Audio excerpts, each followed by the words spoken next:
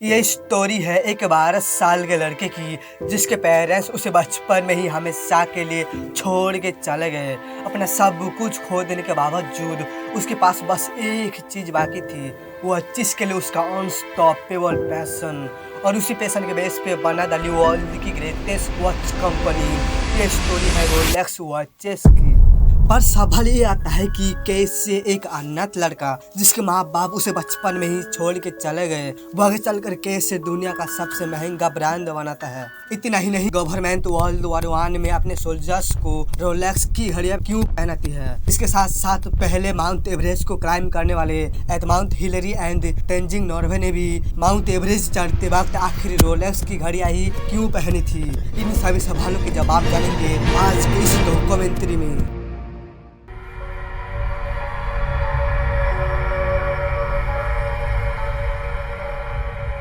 Hence Wilsdorf मार्च 22 1881 में कुलमदाच नाम के एक जगह में जर्मनी में पैदा हुए थे।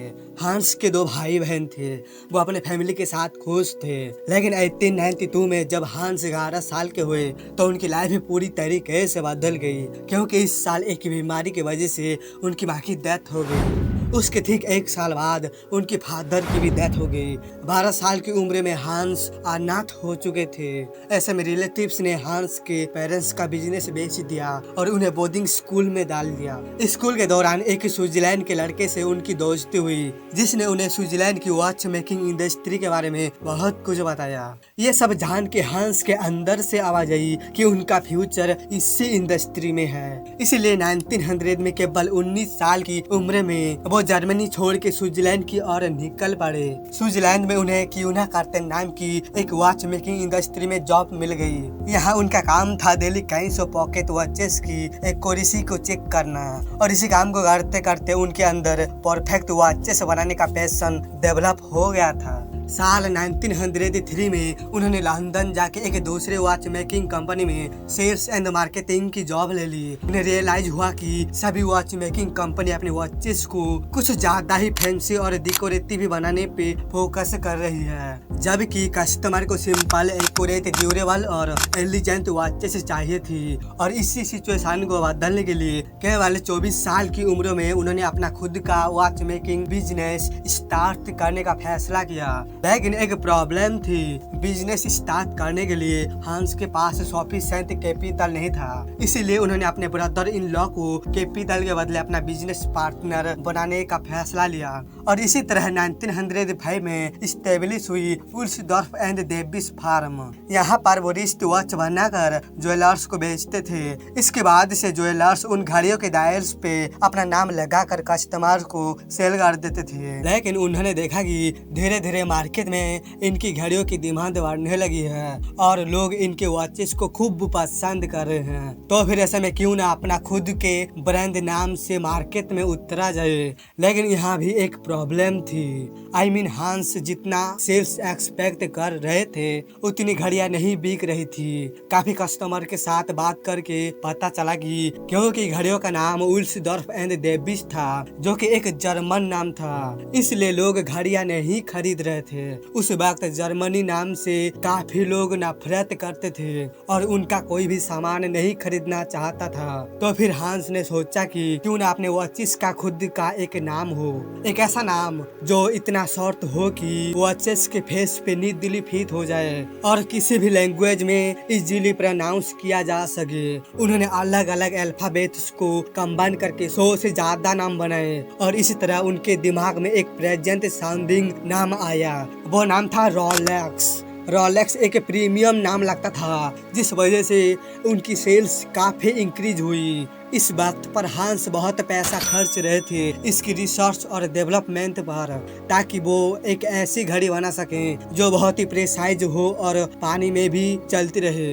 1926 में उन्होंने ये सपना भी पूरा कर लिया और एक मास्टरपीस घड़ी बनाई, जिसे उन्होंने नाम दिया रोलेक्स ऑयस्टर, क्योंकि ये ऑयस्टर की तरह वाटर प्रूफ थी, जो कि दुनिया की पहली वाटर प्रूफ घड़ी थी। और इतनी अमेजिंग घड़ी बनाने के बावजूद भी लोगों को इस क्लेम पर डाउट था कि वाटर प्रूफ घड़ी तो बन ही नहीं सकती, क्योंकि खुद उन सब की घड़ी पानी की एक बूंद पड़ने पर खराब हो जाती थी। लेकिन इसके लिए भी हांस रेडी थे। हांस को पता चला कि मर्सिडीज ग्लाइथ नाम की एक स्विमर है जिसका क्लेम था कि इंग्लिश चैनल को तैरकर क्रॉस करने वाली वो पहली वुमन थी, लेकिन कई लोगों ने उनके इस क्लेम को झूठा ठहरा दिया था। इसलिए उन्होंने खुद को साबित करने के लिए डिक्लेयर कर दिया कि वो फिर से इंग्लिश चैनल को क्रॉस करेगी और इस बार पूरे मीडिया के सामने। हांस ने मर्सिडीज को कांटेक्ट किया और उन्हें पहला रोलेक्स एम्बेसडर बनाने का ऑफर दिया। रोलेक्स ओयस्टर की वाटर प्रूफ कैपेबिलिटी को प्रमोट करने के लिए मर्सिडीज अपने स्विम के दौरान वॉच को अपने नेकलेस में अटैच करने वाली थी। उनके अटेम्प्ट की शुरुआत काफी अच्छी हुई और करीब 100 घंटे तैरने के बाद उन्होंने इंग्लिश चैनल को करीब 80% डिस्टेंस कवर कर लिया था, लेकिन अनफॉर्चुनेटली उसके बाद वो एडजस्ट हो चुकी थी, इसलिए उन्हें तभी रेस्क्यू कर लिया गया। उनकी स्विम तो सक्सेसफुल नहीं हो पाई, लेकिन रोलेक्स ओयस्टर को चेक किया गया तो वो परफेक्टली वर्किंग कंडीशन में थी। अनसक्सेसफुल अटेम्प्ट के बाद भी मर्सिडीज ग्लाइथ अपने एफर्ट के चलते चारों तरफ पॉपुलर हो गई और उनके साथ साथ पॉपुलर हुई वर्ल्ड की पहली वाटरप्रूफ वॉच रोलेक्स ओयस्टर। हांस ने मर्सिडीज और रोलेक्स को अपने ऐड में भी एक साथ दिखाया। 1928 में उन्होंने मिस एवलिन ले नाम की एक टॉप ब्रिटिश एक्ट्रेस को as a brand ambassador hire किया। इनके एड्स में भी एवलिन ने रोलेक्स ओयस्टर पहनी थी और उनका हाथ फिश टैंक के अंदर था। इतनी यूनिक मार्केटिंग स्ट्रेटेजी के चलते रोलेक्स ओयस्टर की वाटर प्रूफिंग फ्यूचर काफी पॉपुलर हो गए और इसने रोलेक्स की सक्सेस को नेक्स्ट लेवल पर पहुंचा दिया। लेकिन जहां पूरी दुनिया रोलेक्स और हांस की तारीफ कर रहे थे, वहीं एक मेजर इवेंट ने उनकी ग्रोथ स्टोरी पे ब्रेक लगा दिया। World war 1।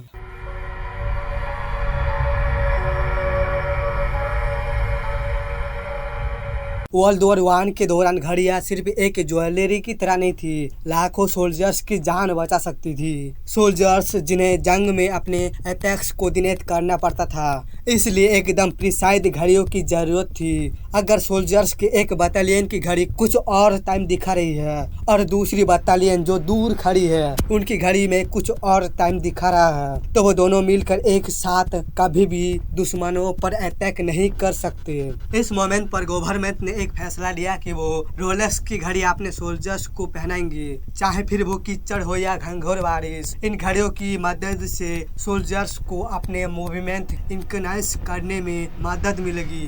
गवर्नमेंट का रोलेक्स घड़ियों में विश्वास देख के नॉर्मल पब्लिक में इनके सेल्स और इंक्रीज हो गए। रोलेक्स ओयस्टर ने तो धमाल मचा दिया था, लेकिन हांस कुछ और बेहतर करना चाहते थे। हांस का अगला गोल था एक फुल्ली ऑटोमेटिक वॉचेस बनाना। हांस सालों तक इस प्रॉब्लम को सॉल्व करने में लगे रहे और फिर फाइनली उन्होंने इन्वेंट किया परपेचुअल रूटर का। यह बेसिकली एक सेमी सर्कुलर रूटर था जो वॉचेस के अंदर पूरा 360 डिग्री तक घूम सकता था। ये रूटर मल्टीपल गियर के थ्रू मेन स्प्रिंग से कनेक्टेड होता था। डेली लाइफ में वॉचेस को पहनने वाला जब अपने हाथ या रिस्ट को मूव करता था तब ये रूटर घूमता था, फिर गियर के थ्रू एनर्जी ट्रांसफर होती थी। मतलब ये वॉच ऑटोमेटिक हमेशा के लिए यानी परपेचुअल चल सकती थी और इसलिए इसका नाम पड़ा द रोलेक्स ओयस्टर परपेचुअल। पहले भी ऐसी ऑटोमेटिक वॉचेस बनाने की कोशिश की गई थी, लेकिन रोलेक्स पहला था जिसने इसे इतने सक्सेसफुली बनाया था। परपेचुअल ने रोलेक्स और हांस विल्सडॉर्फ को वॉच मेकिंग दुनिया का लेजेंड बना दिया था, लेकिन इतना सक्सेसफुल होने के बावजूद भी किस्मत को कुछ और ही मंजूर था।